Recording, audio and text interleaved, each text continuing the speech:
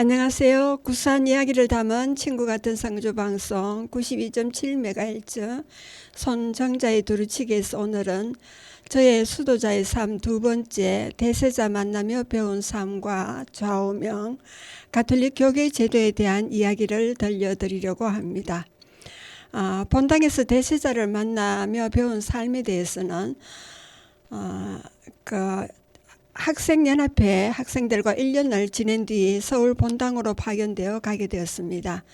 본당에는 분원을 책임지는 분원장 수녀님과 저와 함께 선교하는 선배 수녀님, 유치원 원장 수녀 4명이 활동하는 공동체였습니다. 여기서 세례성사란 예비신자들은 일정 기간의 교육을 수료한 후 물로 씻는 예지를 통해 사제에게 받는 성사입니다. 신약 성서에만 나오는 용어로 물에 담그거나 물로 씻어서 베푸는 거룩한 의식으로서 죄를 씻어줌, 완전히 새롭게 됨, 삶이 완전히 변화됨의 의미를 상징적으로 표현해 줍니다. 초대교회 공동체 안에서 실행되어 왔던 세례는 그리스도교 공동체에 편입됨을 의미하는 입문의식입니다. 요즘은 이마에 물을 부으며 몸 전체를 씻는다는 뜻을 가지는 세례를 베풉니다. 예수님도 요르단강에서 세례자 요한에게 세례받았다는 기록이 신약 성서에 나옵니다. 세례는 입문성사로 견진 성체 성사와 연결되어 그리스도교 신앙생활의 기초를 놓는 성사입니다. 세례 성사를 통해 새로운 생명으로 태어난 신자들은 견진 성사로 신앙이 더욱 굳건하게 되며 성체 성사로 영원한 생명의 빵인 성체를 받아 모실 수 있게 됩니다. 여기서 대세란 모든 사람의 구원을 바라시는 하느님의 뜻에 따라 교회는 위급한 경우에 사제가 아닌 누구라도 세례 성사를 베풀 수 있게 허용하고 있습니다. 여기서 대세는 세례 성사를 대신한다는 뜻이 아니라 간략한 세례식이라는 뜻입니다. 대세를 받을 수 있는 조건은 죽을 위험에 있는 사람이어야 하고 건강이 회복되면 정상적인 교리 교육을 받겠다는 약속이 있어야 합니다. 그리고 그리스도께 귀의하여 미신을 끊어버린다는 진지한 표시가 있어야 하고 그리스도 신자의 윤리에 위반되는 상태에 있지 않아야 합니다. 대세는 수도자, 회장, 반장, 레지오 단원의 단원, 고령자 순으로 예식의 진행자가 됩니다. 상황이 긴급한 경우는 가톨릭 신자가 아니라도 대세를 베풀 수가 있습니다. 신자들은 임종 환자의 대세를 위해 십자고상과 초, 물 등 기본적인 것을 준비하고 대부, 대모와 정인을 입장케 해야 하며 가족 중에서 중복되는 세례명을 선별해 놓아야 합니다. 그러나 상황이 위급하면 십자고상, 초, 정인 모두 생략할 수가 있습니다. 사람이 죽음을 두고 여러 용어를 사용하는데요. 선종은 가톨릭에서 신생복종에서 나온 말로 임종할 때 성사를 받아 큰 죄가 없는 상태에서 죽는 것을 말합니다. 임종은 죽음을 맞이함을 말하는 것이고 별세는 윗사람이 숙한으로 세상을 떠난다는 뜻입니다. 그리고 사망은 사람이 죽음이라는 말이고 졸도 죽음을 완곡하게 이르는 말입니다. 그리고 또 몰은 죽음의 뜻으로 또 사용되기도 합니다. 지난 시간에 이어서 이번에는 2장을 지낸 할아버지의 대세에 대해서입니다. 성주 본당으로 가 있을 때 자매님이 대세자가 있다며 데리러 왔습니다. 오랫동안 동네 이장을 한 할아버지라 했습니다. 가족은 나가고 없고 혼자 방에 누워 계셨습니다. 저를 데리러 온 자매는 가버렸습니다. 어르신, 저는 가톨릭 수녀입니다. 세례를 드리기 위해서 왔는데 받으시겠습니까? 하고 물었더니 쳐다보며 응 하며 대답했습니다. 대세 받을 준비를 시킨 뒤 세례를 드리려는데 놓고도 없이 교회 목사가 여신도 5, 6명을 대동하여 방으로 들어왔습니다. 미처 빠져나오지도 못했는데 방이 좁아 비집고 나올 수도 없었습니다. 저를 데리러 온 자매는 성당 수녀를 부르고 목사님까지 불러놓고 이젠 선임 부르러 갔는가 라는 생각이 들었습니다. 할 수 없이 할아버지 발치로 물려난 채 목사가 주관하는 기도며 찬송과 성서 말씀을 들으며 앉아 있었습니다.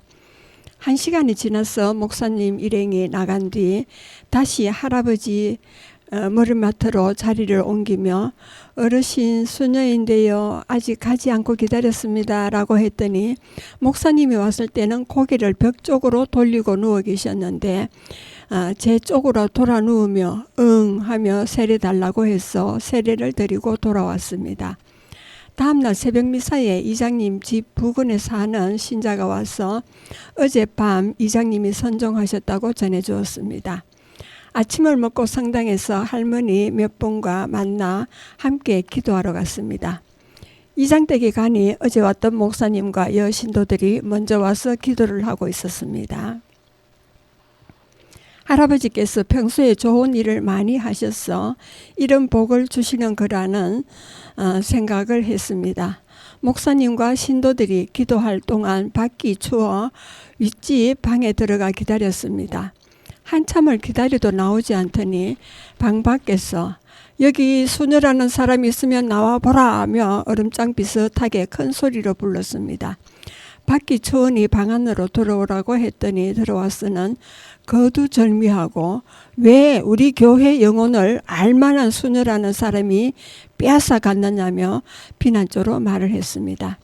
할머니, 성당이고 교회고 간에 내 영혼이니 너의 영혼이라는 말을 해서는 안 됩니다.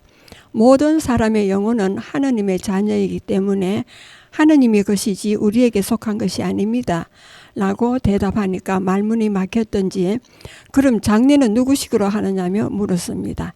장례는 상주가 치르는 것이 우리가 협박으로 우리식으로 치르라고 말을 해서는 안 됩니다.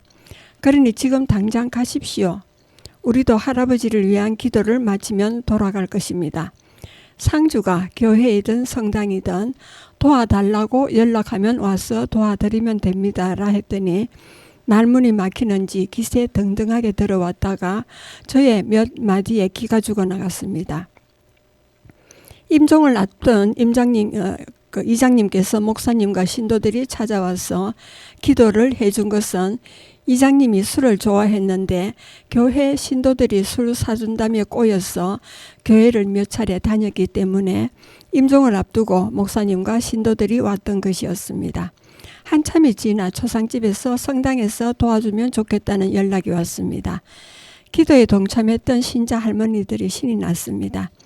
우리 수녀님이 말 몇 마디 하니까 그 말 많던 전도사가 찍소리도 못하고 갔다며 동네를 다니며 초상집에 필요로 하는 쌀, 고기, 술, 현금 등을 모아서 먹거리를 장만하고 떡도 하고 전도 붙이며 문상객을 맞으며 상가를 보살펴 주었습니다.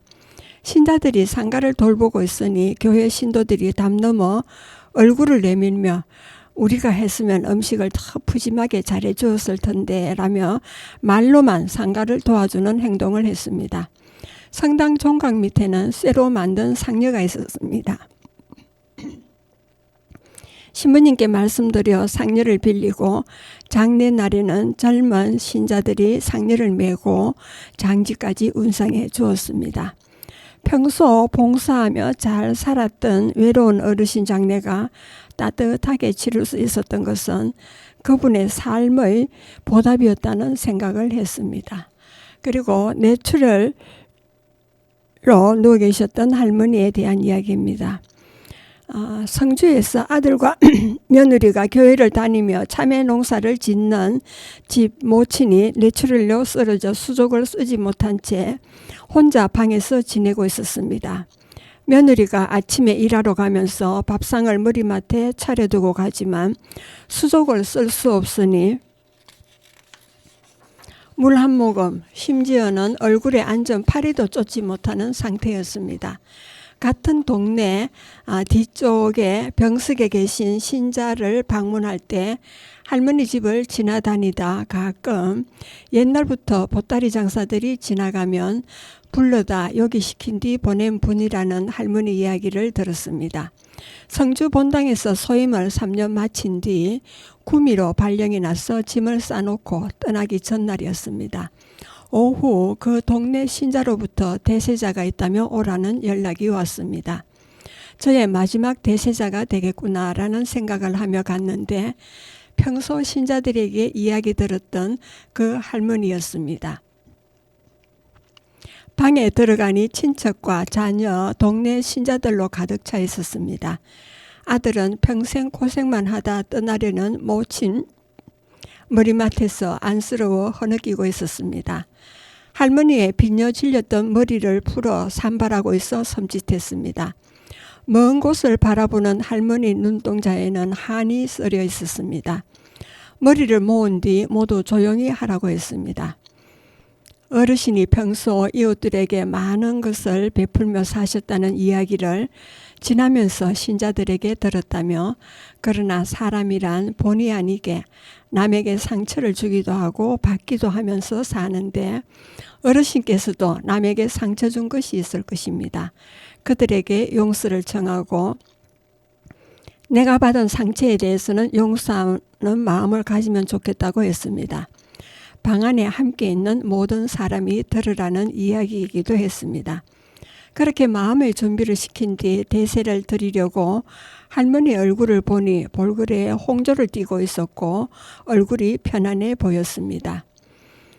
하느님께서는 사람의 마지막을 이렇게 준비해서 데리고 가시는구나 하고 생각을 했습니다.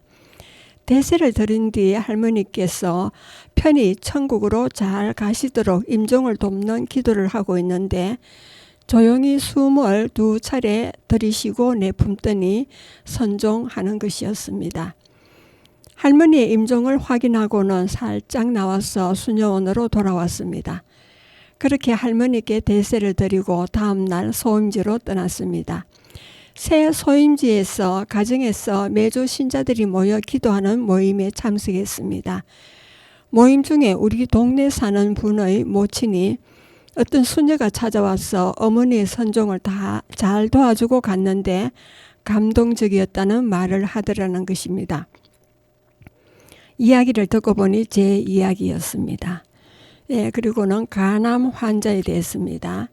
경대병원에서 가톨릭, 기독교, 불교 지도자들이 작은 사무실을 배정받아 병실을 돌며 환자를 보살피는 원모기를 하게 되었습니다. 젊은 남자였는데 간암으로 시한부 투병을 하고 있었습니다. 신자는 아니었지만 같은 병실의 환자를 만나고는 관심을 보이는 환자들에게도 위로의 말과 기도를 해주기도 했습니다. 환자의 부인이 젊은 나이에 일찍 세상을 하직하게 되는 남편이 불쌍하다며 눈물을 지었습니다. 얼마 뒤에는 남편이 아니라 자신이 불쌍하다며 한숨을 지었습니다. 남편은 젊을 때부터 간경화증을 앓고 있었다고 합니다. 그러나 대수롭지 않게 생각하고 혼인하여 자녀를 두고 직장 생활을 하다 암으로 전이되어 시한부 삶을 살고 있는 경우였습니다.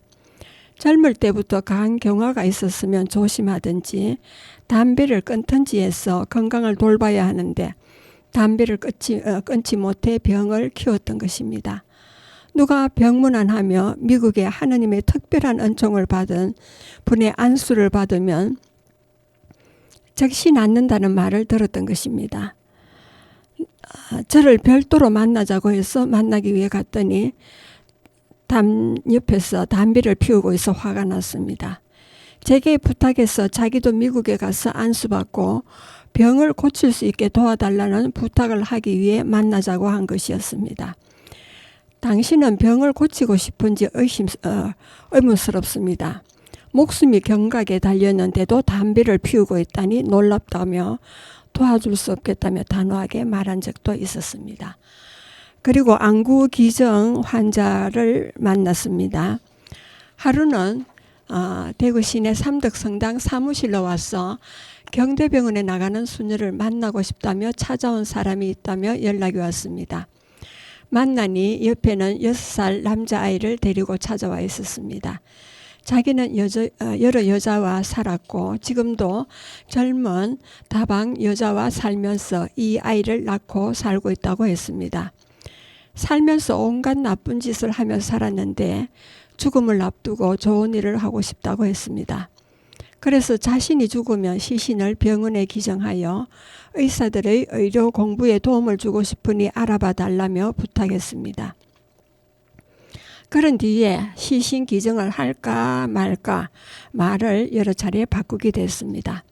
목적은 자기에게 병원비가 없으니 시신을 맡기고라도 병원에서 임종하기를 원했던 것이었습니다.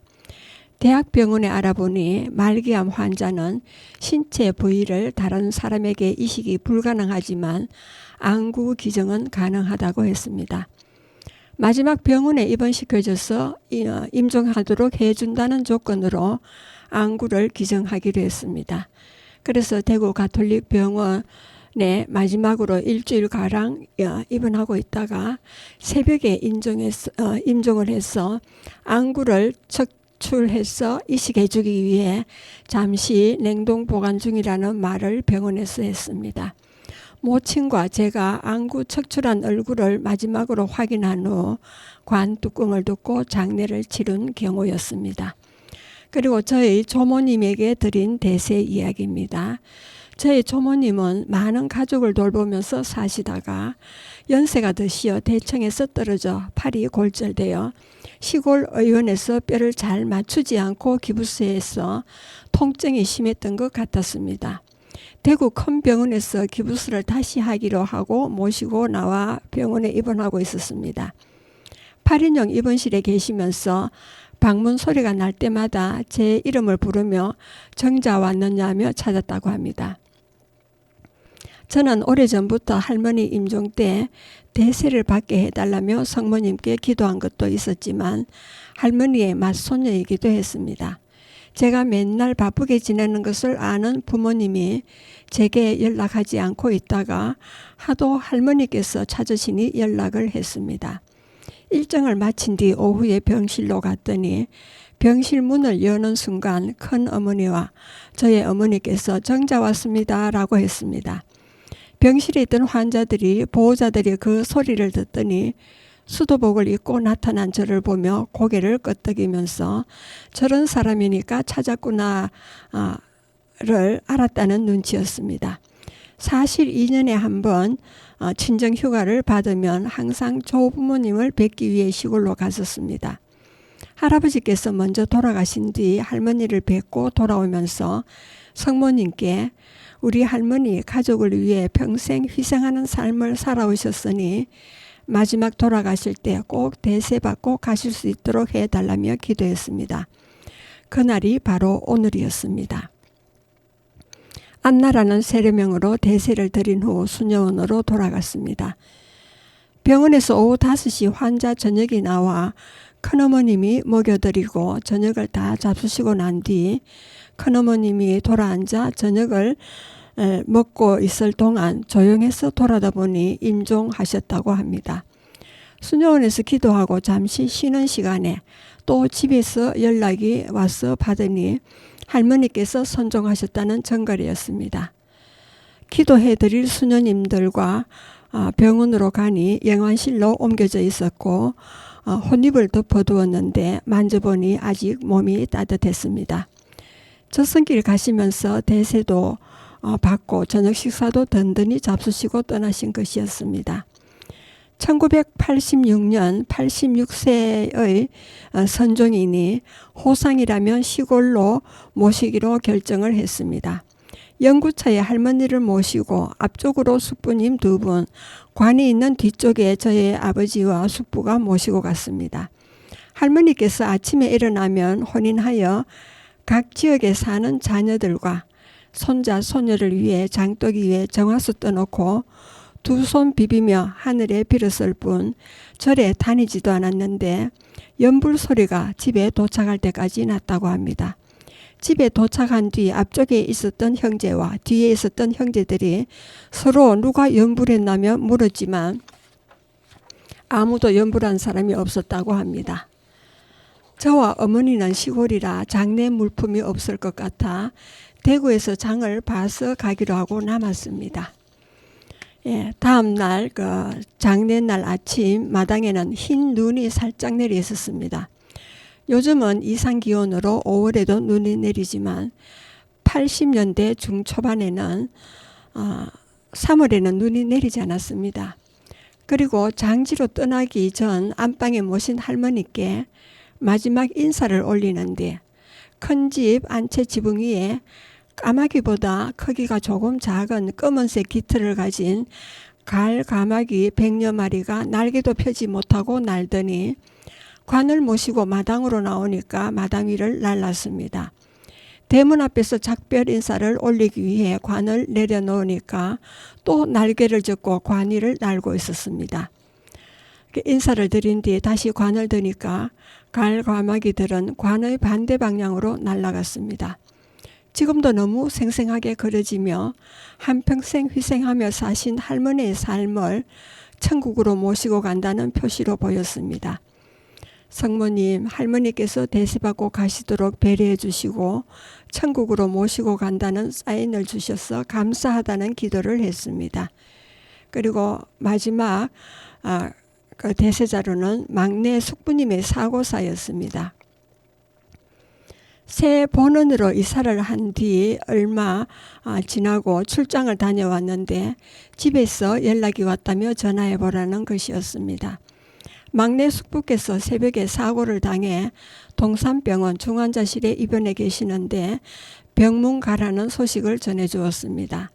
시골에서 농사짓던 숙부님은 특별한 기술 없이 부산으로 내려가 부둣가에서 힘든 노동으로 가족을 부양한 분이었고 극기하는 사우디의 사막에 자원해 5년 동안 더위에 견디며 가족을 위해 헌신했고요. 귀국해서는 다시 주야간을 교대로 하는 중소기업에서 2인 1조로 야근을 하다 함께 근무하는 사람의 실수로 높은 곳에서 떨어져 목이 리역하여 쇠에 부딪혀 경추 2, 3분이 부러져 전신마비가 되어 누워 계셨습니다. 8월 13일 새벽 사고를 당하고 심장과 뇌는 다치지 않아 사고 경위에 대해 제게 상세하게 설명해 주었습니다. 남매를 둔 분인데 딸은 수녀가 되어 본당에서 선교 활동을 하고 있었습니다.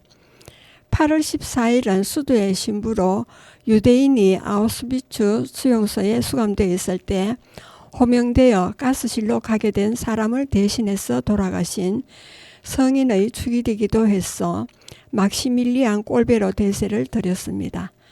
그리고 서울에서 미혼으로 간호사로 근무하고 퇴근하면서 버스를 타고 귀가하다 사고가 나서 그 순간부터 전신마비로 10년 동안 기독교 단체의 동정녀에게 도움을 받으면서 살다 가신 분이 떠올랐습니다. 또 성모님께 부탁드렸습니다. 저의 숙부께서 살아온 삶을 보시고 당신이 8월 15일 하늘나라로 불림받아 가실 때 치마폭에 저의 숙부도 싸서 데려가 달라며 두 손으로 모아 기도했습니다. 8월 15일 아침 8시 미사를 마치고 나오는데 집에서 동생이 전화를 했습니다. 아침 해뜰 무렵 선종하셨다는 소식이었습니다. 그리고 금년 8월의 일인데 친하게 지내던 친구가 8월 말 말기암 진단을 받고 투병할 때 병문안 가서 보고는 8월 15일 성모님이 하늘나라 가실 때 친구를 데려가 달라며 기도했는데 8월 15일 임종을 하게 되었습니다. 이렇게 성모님은 우리들의 기도 전달자임을 확인하는 사건들이었습니다. 그리고 응급실에 실려온 환자들에 대해서입니다. 대세자가 있다며 불려가서 보면 구급차에 실려온 여러 상황의 환자를 보게 됩니다. 보호자가 없으니 대세를 드리지도 못하고 있었습니다.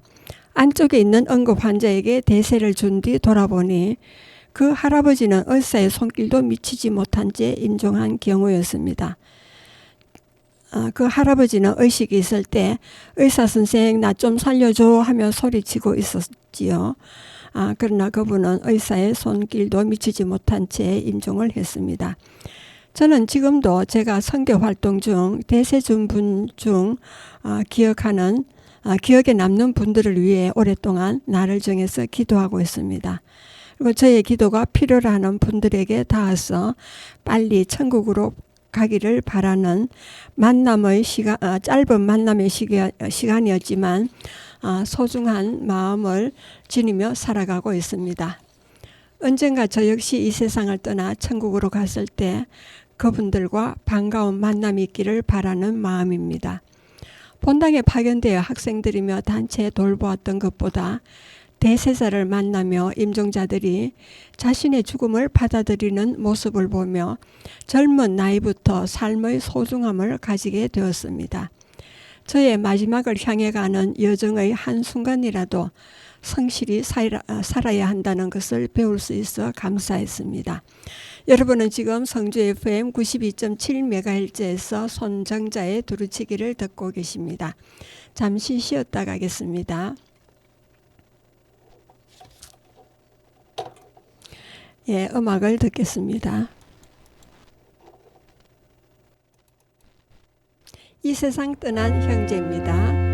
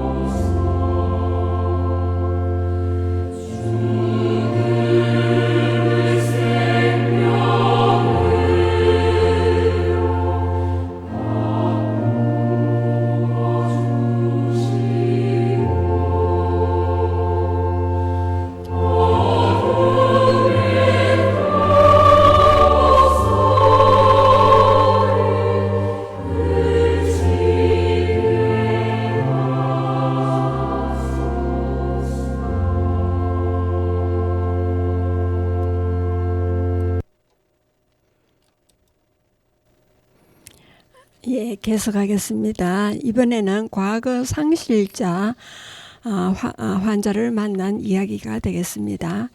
경대병원 정신과 병동 수간호사가 찾아와서 이번 환자를 만나달라는 부탁을 했습니다. 병동으로 찾아가서 만난 환자는 과거 상실자였습니다. 자신의 이름도 나이도 집 주소도 가족 관계를 모두 기억하지 못하는 사람이었습니다. 개인적으로 만나면서 자신이 어떤 상태로 병원으로 오게 되었는지 물었습니다. 어디를 가기 위해 밤 기차를 탔는데 남성 2명과 맞은 의자에 앉아 가다가 소주를 나눠 먹고 먹자고 해서 먹고 부족하다며 더 가져와서 마신 것까지는 생각이 나는데 새벽에 추워서 깨어보니 자신이 동대구역 언덕 풀밭에 누워 있었다고 합니다. 그 당시는 동대구역 주변은 작은 언덕으로 풀이 우거져 있었습니다. 추워서 동대구역 안으로 들어가 긴 의자에 누워 며칠을 자다 깨다를 반복하고 있었다고 합니다. 홍익 매점 아주머니가 이상하게 여기며 빵과 우유를 줘서 먹었는데 모두 토했다고 합니다. 아주머니가 경찰에 신고하여 자신의 신분에 대해 기억하지 못하니까 경대병원으로 보내졌다고 합니다. 병원에서는 드문 경우라 환자를 연구하는 차원에서 연말까지 무료로 입원시켜 관찰하고 있는 중이었습니다. 혹시 종교인을 만나면 어떤 반응이 있는지에 대해 알아보기 위해 저와의 만남을 주선한 것이었습니다. 의료진이 하는 말로는 병원으로 오고부터는 별다른 정세는 없었다고 합니다. 영어를 잘하는지 주치의 방에 원수로 된 책을 많이 빌려보고 있다고 했습니다. 그리고 제주도에 대해서는 구석구석 잘 알고 있었다고도 했습니다. 경찰서에서는 혹시 북한에서 파견된 간첩으로 활동하다 변을 당한 것이 아닌가라 해서 그래서 조사를 했다고 합니다. 영어를 잘해야 하루는 인근 여학교에 데리고 가서 영어 수업을 갑자기 시키기도 했고 수영을 잘하는지 알기 위해 수영장에 데리고 가서 시험했다고도 했습니다. 자신이 정신을 차리고부터는 지금까지 만난 사람과 만나서 나눈 얘기 등 이름과 연락처를 모두 적어두고 있다고 했습니다. 혹시 또 다른 충격으로 지금의 상황을 기억하지 못하게 된다면 참고하려는 것이었습니다. 서울말을 하고 있어 서울에 대해서 아는 것을 물으니 남산 주변에 대해서 잘 기억하고 있다고 했습니다. 그래서 혹시 서울 남산을 가보면 집을 찾을 수 있지 않을까 하는 생각을 하고 있었습니다. 수년 후배 중 남동생이 서울서 대학교를 다녔다고 해서 본당 신부님께 말씀드려 며칠 다녀올 수 있는 두 사람의 경비를 받아서 보냈습니다. 남산 부근에 집이 있었던 것은 아닐까라는 생각이 든다고 하여 둘러보았다고 했습니다. 어느 골목에는 똑같이 지은 집 몇 채가 있는데 사람을 만나 물어보기도 둘러보기는 자기 집을 찾지 못했다며 돌아왔습니다. 자신은 외국인 여자와 살지 않았을까라는 생각과 고부간 갈등이 있었던 것 같다는 기억이 어렴풋이 난다고 했습니다. 병원 마당에서 산책을 하다가 대여섯 살 남자아이가 지나가면 자신도 모르게 가서 안기도 했다고 합니다. 그래서 자기에게 대여섯 살 또래의 아들도 있었던 것 같다고 했습니다. 이렇게 만남을 이어오다 이동이 되어 본원으로 들어가게 되면서 만남의 시간이 줄어들었습니다. 그동안 그분은 연말이 되어 병원에서 퇴원하여 방을 얻어 막노동을 하며 지냈는데 제주도에 갈 경비가 준비되어 가려고 한다며 연락이 왔습니다. 그렇게 간 지 얼마 뒤 엽서가 왔습니다. 스탬프 도장에 먹물이 많이 묻어 있어 언제 보낸 것인지 어느 우체국에서 보낸 것인지를 알아볼 수가 없었습니다. 그분은 제가 있는 곳을 알고 있으니까 찾아올 수도 있으련만 그분이 제주도에 가서 자신의 정체를 알아내어 건강하게 살고 있는지 궁금하지만 헤어진 지 46년이 지난 지금까지 연락이 없으니 가끔 생각이 날 때면 기도하고 있습니다. 네, 그리고 저의 좌우명은 하면 된다. I can do it입니다. 초등학교 때 대구로 나와 지내면서 방학이면 해마다 시골로 갔다가 외갓집에 가면 사촌들이 저와 놀기 위해 할아버지께서 시키는 일을 안 해요. 못한다고 했습니다. 그때 외조부께서 하신 말씀이 사람이 해서는 안 되는 일은 없다고 하셨습니다. 고등학교에 들어가서부터 저의 좌명을 하면 된다로 정하고 지금까지 살고 있습니다. 하나님께서는 저에게 일을 맡기는 만큼 그에 합당한 은혜도 베풀어 주신다는 것을 매번 체험했습니다. 저는 1분에 맥박이 60번 뛴다는 사실도 모르는 의료에 대해 아는 바가 전혀 없었습니다. 그러나 본당 선교할 때 많은 대세자를 만나면서 먼저 손바닥을 펴서 환자의 얼굴 위를 훑어보기도 하고 목과 귀를 만져보거나 맥을 짚어보면 이 환자가 오늘 중 아니면 2, 3일 안에 임종하게 될 것을 육감적으로 느꼈습니다. 대세를 먼저 드린 뒤 가족들에게 곧 떠나실 것 같으니 친척들에게 연락을 취하라는 말을 했는데 거의 맞았습니다. 그런데 정작 병원 업무를 할 때는 그런 영감이 떠오르지 않았습니다. 의료진이 있으니까 제게 영감이 필요하지 않았겠지요. 예, 그러면 지금은 다음은 본당 선교 경험입니다.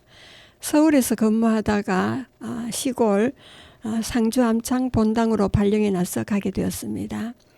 부임한 본당은 독일에서 선교 나온 수도의 신부님이 학교도 설립하고 성당과 떨어진 지역에 사는 신자들의 편의를 위해서 회장을 중심으로 신자들이 주일에 모여 예절을 하며로 신앙생활을 유지하는 모임 장소인 공소도 많이 세워 산골짜기까지 선교가 되어 있는 본당이었습니다.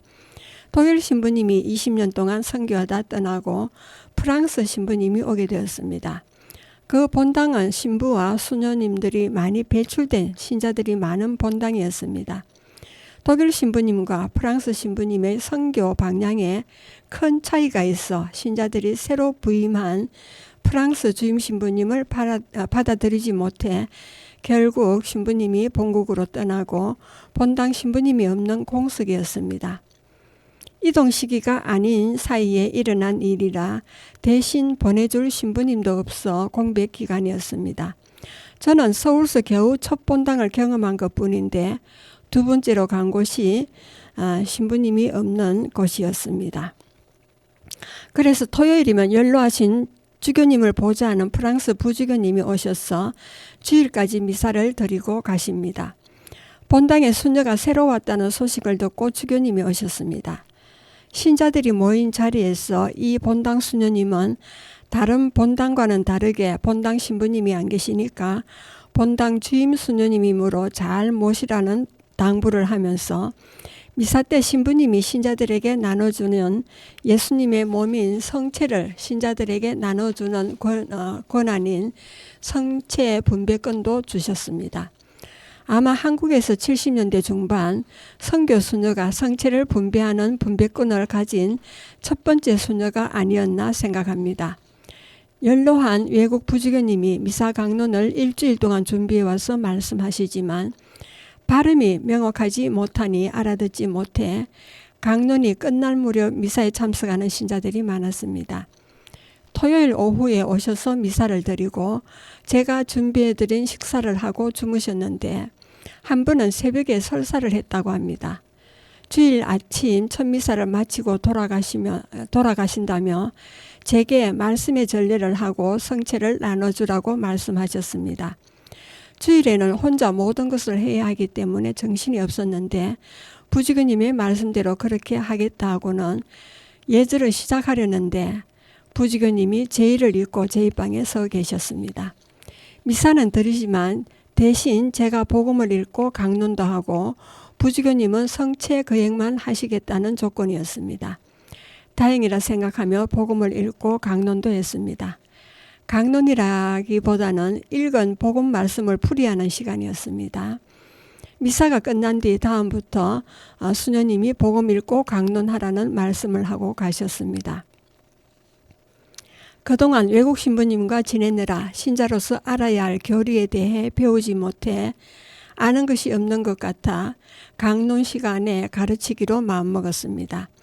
본당에 신자가 많았던 이유는 본당에 독일에서 은인들에게 받은 구호품인 밀가루, 옷가지, 의약품, 자녀들 등록금 등을 얻기 위해 세례받은 신자들이 대부분이었습니다. 신자 생활에 대한 기본적인 것을 하나하나 가르쳤습니다. 주일 미사 강론 끝날 무렵 오던 신자들이 또랑한 발음으로 복음을 읽고 알아듣기 쉽게 교리를 하나씩 설명해 주었더니 미사 시작부터 참석하기 시작했습니다. 주일 미사에 올 때는 하나님께 대한 예의로 좋은 옷은 아니더라도 깨끗하게 세탁한 옷을 입을 것과 동네 놀러 나갈 때 신는 쓰리퍼가 아니라 깨끗하게 닦은 신발과 양말을 신고 올 것이며 봉헌금도 깨끗한 돈으로 봉헌하라는 등 또 성직자의 소중함을 강조하며 알려주고는 신부님께 잘 해드리라는 말을 하기도 했습니다. 그렇게 신자들에게 말로 가르쳤던 것을 지금도 저는 지키고 있습니다. 기본적으로 알아야 할 것을 알아들은 신자들의 모습이 변해가면서 본당의 분위기가 좋아졌습니다. 주일에 부주교님이 본당에 오셔서 제가 강론 때 하는 말을 주교님께 보고 드렸던 것 같았습니다. 12월 중순경 내년에 이 본당에 한국 젊은 신부님이 오실 것이라는 말씀을 해주셨습니다. 정말 다행이었고 고마웠습니다. 주교님이 보시기에 한국 신부를 파견해도 될 만큼 공동체가 준비되었다고 생각하신 것이었습니다. 예, 이번에는 우리 가톨릭에 대한 이야기를 많이 하기 때문에 가톨릭에 대한 용어 풀이를 좀 하겠습니다. 교계 제도는 로마 가톨릭 교회와 동방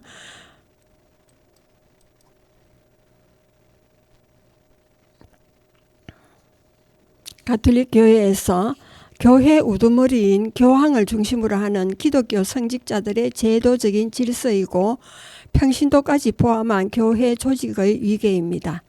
교황은 로마 교황청의 국가 원수고 열쇠로 잠근다라는 뜻이 있는 콘클라베로 불리는 식스틴 성당에서 새 교황이 선출될 때까지 비밀 선거에 의해 선출됩니다. 교황은 80세 미만의 선거권과 피선거권을 가진 추기경에 의해서 선출됩니다. 교황령 주님의 양떼에 의해 교황의 장례와 신임 교황의 선출 방식이 규정되어 있습니다. 교황직은 사임할 수도 있습니다. 예를 들어 제265대 베네딕토 16세 교황은 2005년부터 2013년까지 교황으로 재임하시다가 스스로 사임하여 현재 프란치스코 교황에게 넘겨주었습니다. 그 초대 교황은 예수님의 12제자 중 하느님 나라 열쇠를 이렇게 천국의 열쇠를 받은 사도 베드로가 기원 33년 4월 1일부터 76년 6월 29일까지 분이 2000년 동안 그 대를 이어 현재 프란치스코 교황은 266대 교황님이십니다. 최초의 아메리카인 아르헨티나 대륙 출신이고 최초의 수도의 인 예수의 신부님 출신입니다. 로마 교회는 기독교의 한 종파로 13억 이상의 신자를 가진 세계 최대 규모의 교단이고 가장 오래된 종파입니다. 그리고 추기경이 있습니다. 라틴어로 칼디날이라고 하고 고위 성직자로 교황 선출위원이고 6대주 지역구 관리자로 가톨릭에서 교황 다음으로 강력한 권위를 갖는 성직자며 교황이 임명합니다. 추기경 직책이 탄생하게 된 계기는 교황님을 선출하기 위해서입니다. 콘클라베라는 비밀회의에 참여해 교황을 선출하는 선출권을 갖고 교황청에서는 장관이나 위원장 등 주요 직책을 맡습니다. 오늘날 추기경이 맡은 주된 소임은 교황이 사망할 때 새로운 교황을 선출하는 것과 교회의 중대한 사항에 대해 추기경 회의의 구성원으로 교회를 보좌하는 분입니다. 그리고 추기경은 바티칸 시국의 시민권을 보유하고 바티칸 시국의 차기 국가 원수인 교황이 될 후보자라는 위상을 감안해서 국제의전상 귀빈 대우를 받습니다. 추기경으로 서임되면 자동적으로 바티칸 시국의 시민권을 취득하게 됩니다. 김수환 추기경님을 아시죠? 1969년 우리나라 최초의 추기경으로 임명되어 40년 동안 국내 천주교의 구심점 역할을 한 분이시죠. 한국인 처음으로 고 김수환 추기경과 정진석 추기경이 있었고 현재 생존하는 분으로는 염수정 추기경이 있습니다. 한국인 출신 부제급 추기경은 교황청 성직자부 장관을 맡고 있는 유홍식 추기경이 유일합니다. 현재 세계 추기경은 224명이고 한국인 추기경은 염수정 추기경님과 유홍식 추기경 두 분이십니다. 그리고 대주교님이 있습니다. 우리나라의 경우 도지사급에 속합니다.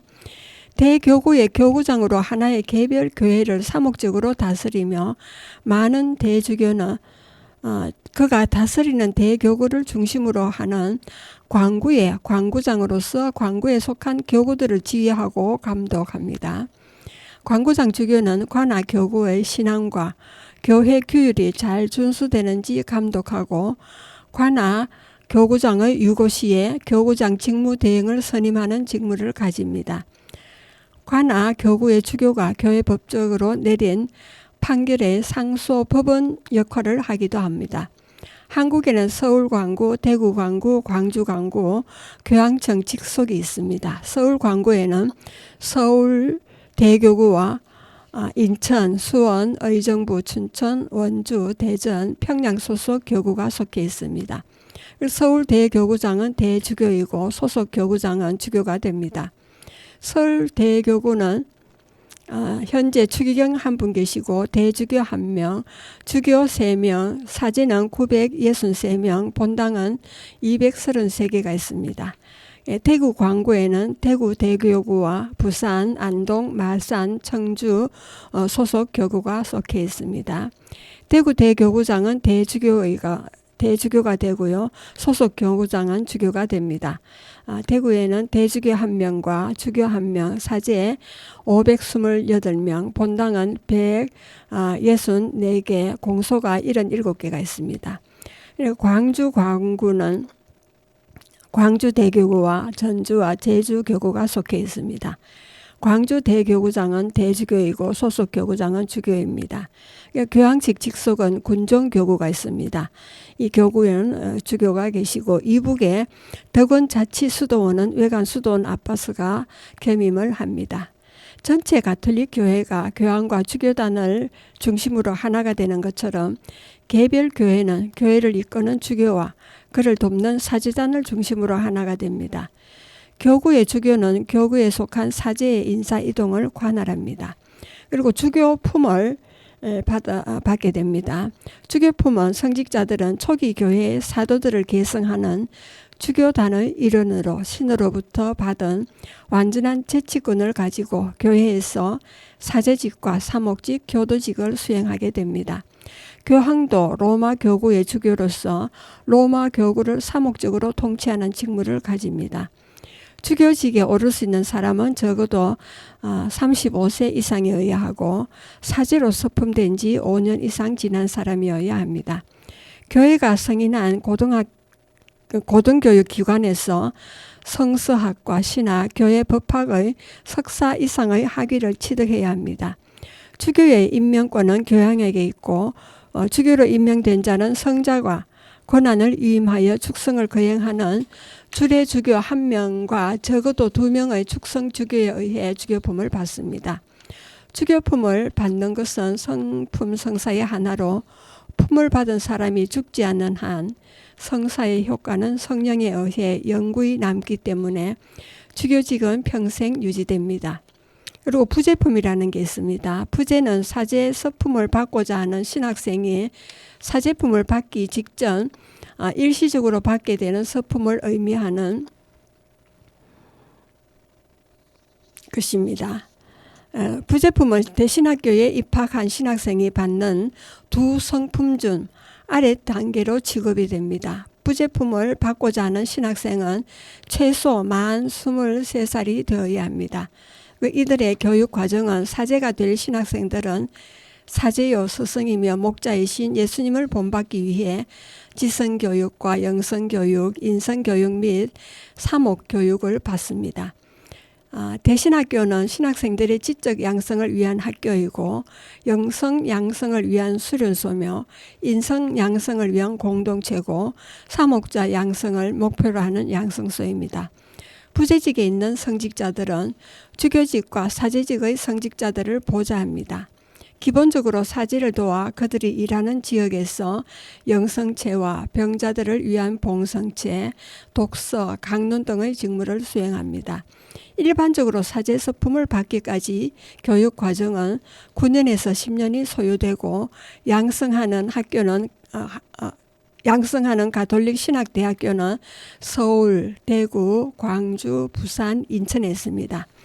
그리고 사제품은 사제 또는 신부로 불리는 성직자들이 속한 성직체계로 교구나 그에 준하는 행정구역에 속하면서 교구장을 보좌하고 개별 사목구를 맡아 영적으로 지도하는 직품입니다.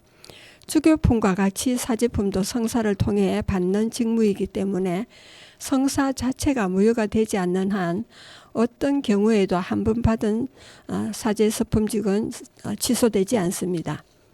그리고 남녀 수도자들이 있습니다. 성직자나 평신도 중에서 하느님께 자신을 봉헌하는 수도자는 하느님 나라를 위해 정결과 정빈 순명의 축성 생활을 하며 하느님과 교회에 봉사합니다. 수도자의 신분은 성직자와 평신도의 중간 계급이 아니고 교회의 교계 제도와 관련이 없습니다. 특수한 부르심을 받아 교회 사명의 특정 분야에 임하지않은 신분으로 교회의 생활과 성덕에 속합니다. 수도자는 교회의 종말적인 성격의 정인이고 교회 안에서는 희망의 표지 역할을 합니다.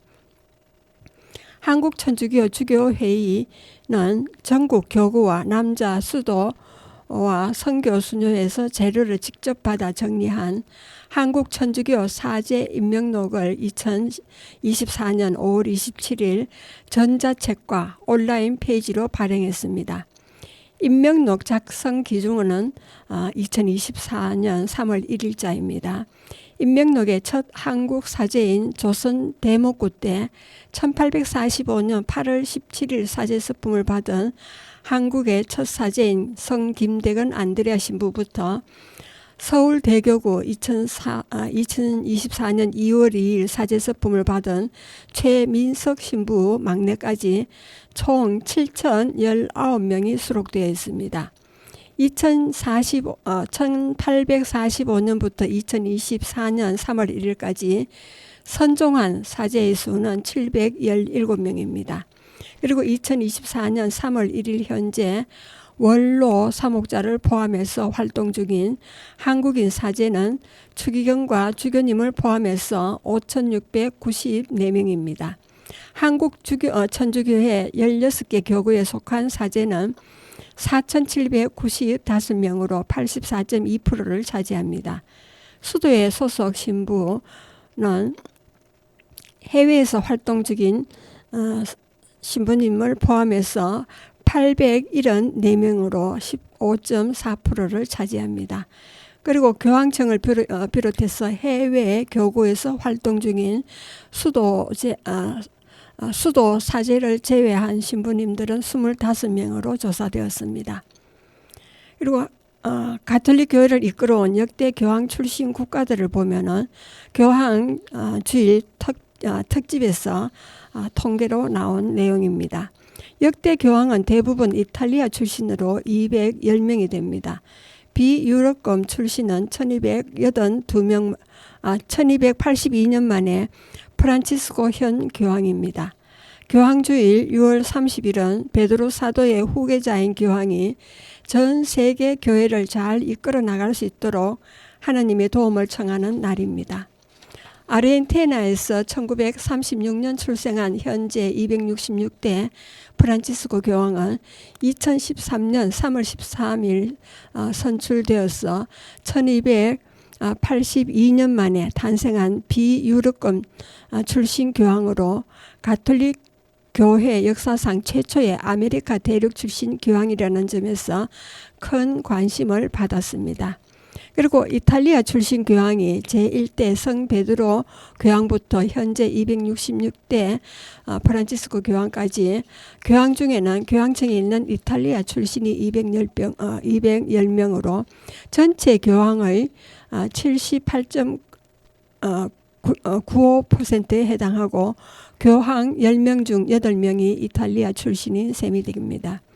이탈리아 출신으로 처음 교황이 된 성 베드로에 이어 마지막 교황은 263대 요한 바오로 1세 교황님입니다. 그리고 프랑스 출신은 16명, 그리스 12명, 독일, 시리아 출신 각 6명, 스페인과 아프리카 각 3명씩, 크로아티아 2분, 국적 불명이 2분, 영국, 네덜란드, 폴란드, 포르투갈, 아르헨티나가 각 1명씩의 추기경을 배출했습니다. 프랑스에서 다수의 교황이 나온 것은 제195대 클레멘스 5세 교황이 교황청을 로마에서 프랑스 아비뇽으로 옮기면서 교황직이 프랑스 지배 아래 놓였기 때문입니다. 1309년부터 1377년까지 아비뇽 유수로 알려진 시기입니다.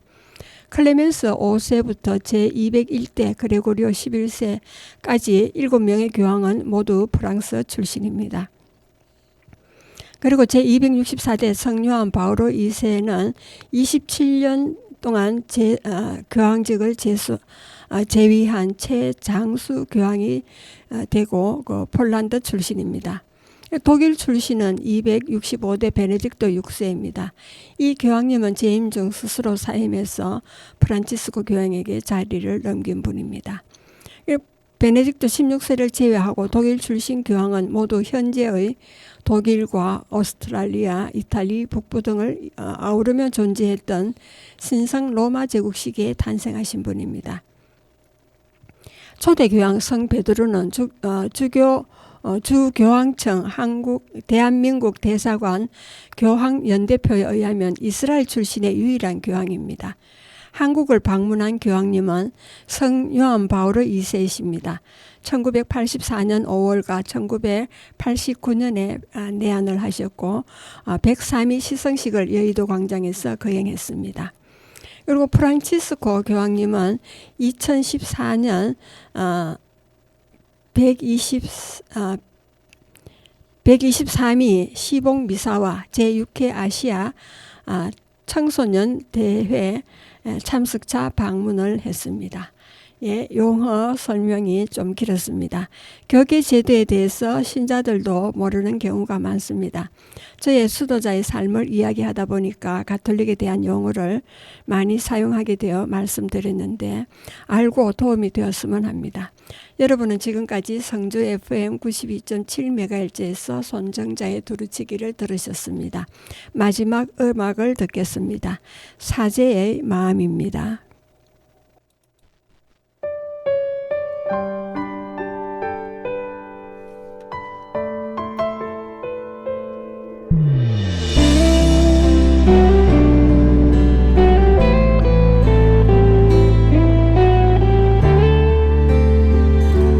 세상이 지어주는 무거운 삶의 무게로 사랑을 담지 못하는 내 안의 작은 그릇으로 어둠 속에서 움츠러들 때 당신은 알려주셨네.